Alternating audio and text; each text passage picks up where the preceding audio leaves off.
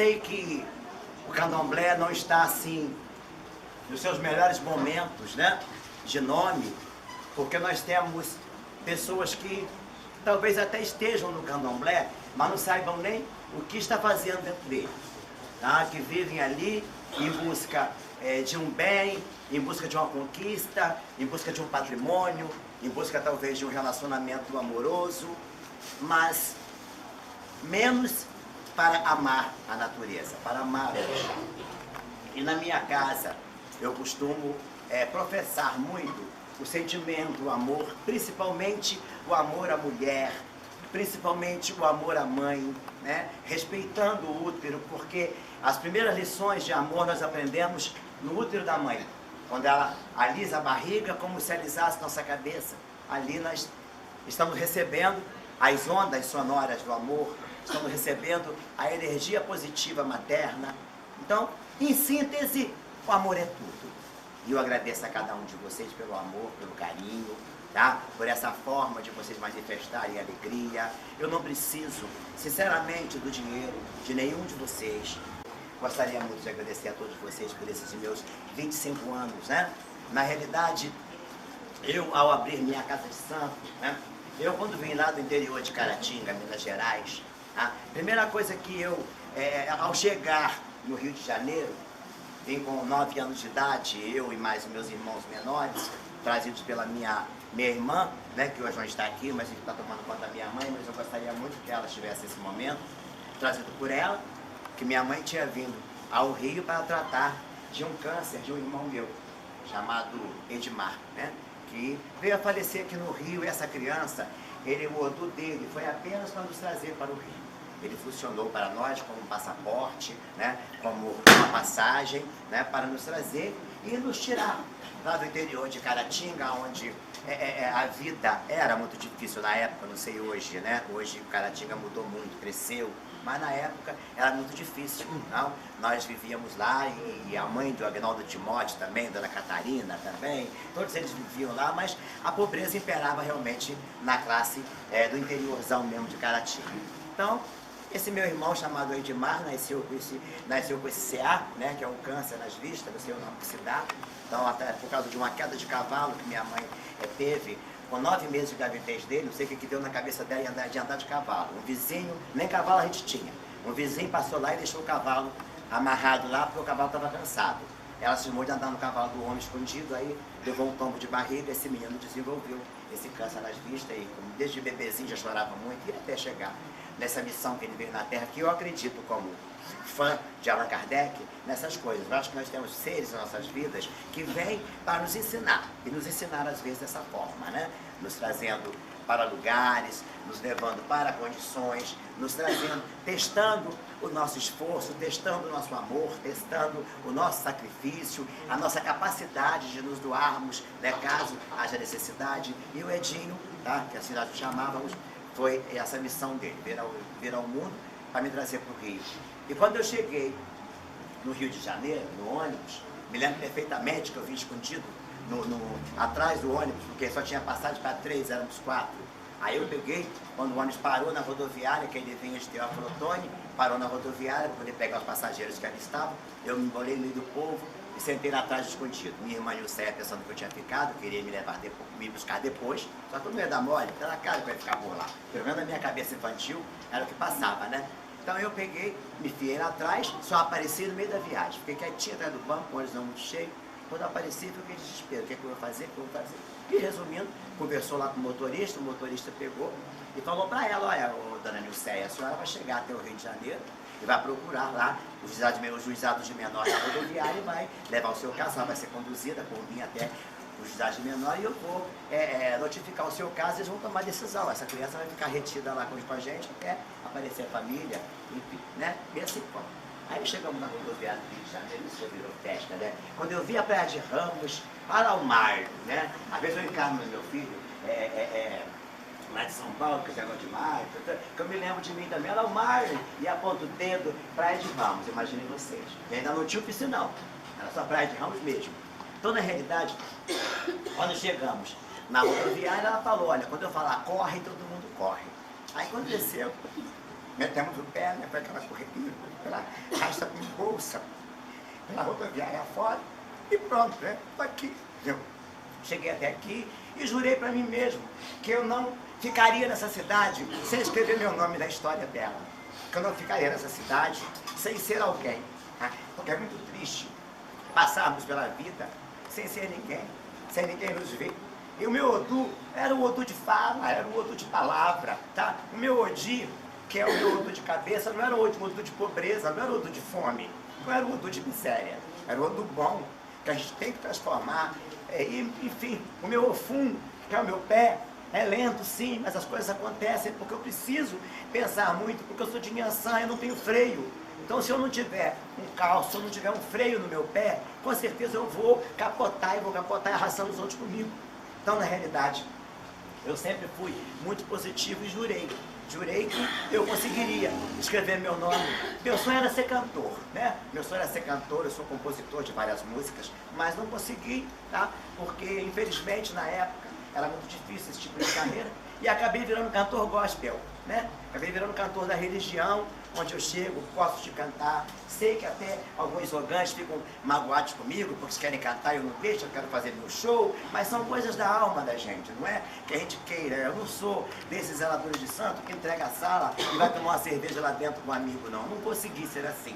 Então, eu gosto de cantar, eu gosto de dançar, eu gosto de ver os santos se movimentando. Então essa é a minha história. E nesses 25 anos de Casa Aberta, eu já passei tudo que vocês podem imaginar, eu já passei. Eu já tive um orgã assassinado, com um tiro nas costas, que foi sepultado com mosca varejeira acompanhando o caixão, porque ficou uma semana no IML, ninguém conseguiu encontrar o corpo. Foi reconhecido por um ofá que eu tinha feito nas costas dele, na época que eu abri cura. Inchou, o pai conheceu pelo ofá. Quer dizer, então, não pude nem acompanhar o enterro, porque, infelizmente, o candomblé não pode, no candomblé ninguém pode morrer. Todos os zeladores, todas as zeladoras, todos nós, a primeira coisa que o Iaô faz quando recolhe, cadê meu epó de Egu? Tem que passar, entendeu?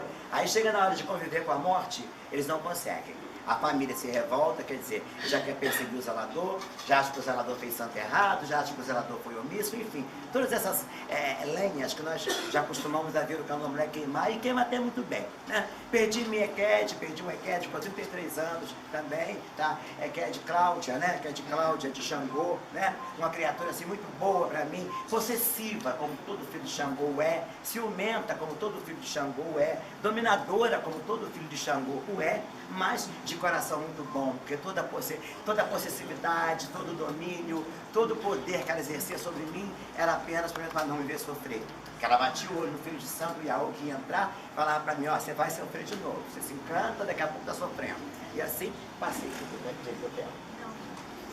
Então, na realidade, fui aguentando tudo e perdi o meu Rufino de Carê também, meu filho Valchum maravilhoso, que poderia hoje estar aqui, foi muito prematura a morte dele, mas infelizmente, né, no mundo do candomblé, nós não podemos ditar tempo e período para ninguém ficar na terra. Quem sabe é o orixá, e o tempo da vida é o tempo de Deus, é o tempo do santo, é o tempo de Iku, é o tempo do Olodumare.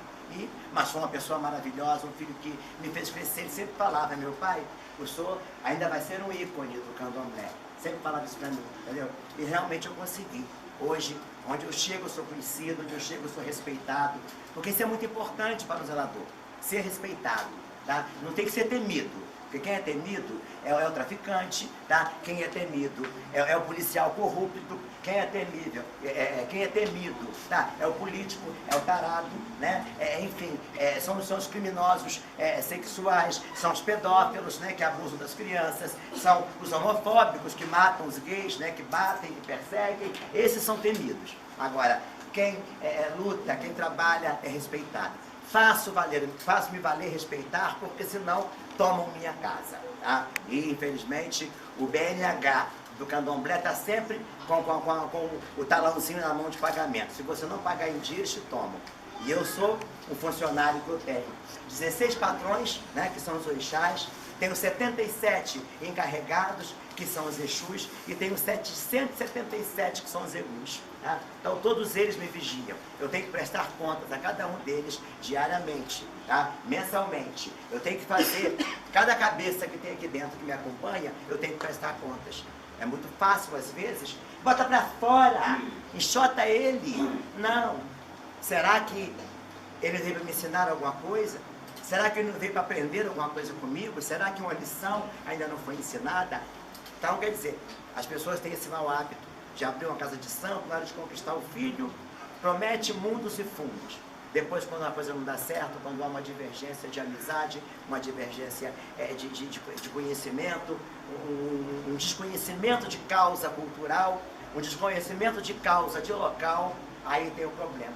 Então, cada um de vocês que estão aqui hoje, eu tenho certeza, se todo o povo que eu mexi, que eu envolvi, tivesse aqui hoje, não tinha espaço aqui dentro. Há muita gente, mas infelizmente, esses que estão aqui são os que eu consegui, tá? Tirando, deixo claro, tirando alguns que me disseram que não podia vir, estão trabalhando no dia de hoje, tá? Enfim, né? Eu tenho na minha mente a relação daqueles que não puderam vir, mas estão aqui em presença, e tenho aqueles que são, que eu chamo de os amotinados.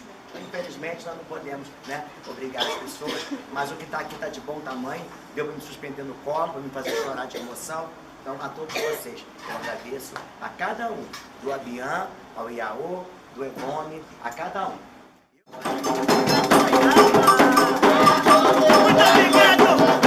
Vai Antônia Maralina, vai Robson de Olira, muito obrigado! Vai Nilda Machado, vai Agitê, muito obrigado! Todos os babalorixás, Pátria da Xavier, todos os oradores que fizeram parte desse meu vídeo do encontro Casa Aberta, muito obrigado! Ó, meu coração é de vocês! Eita, nossa,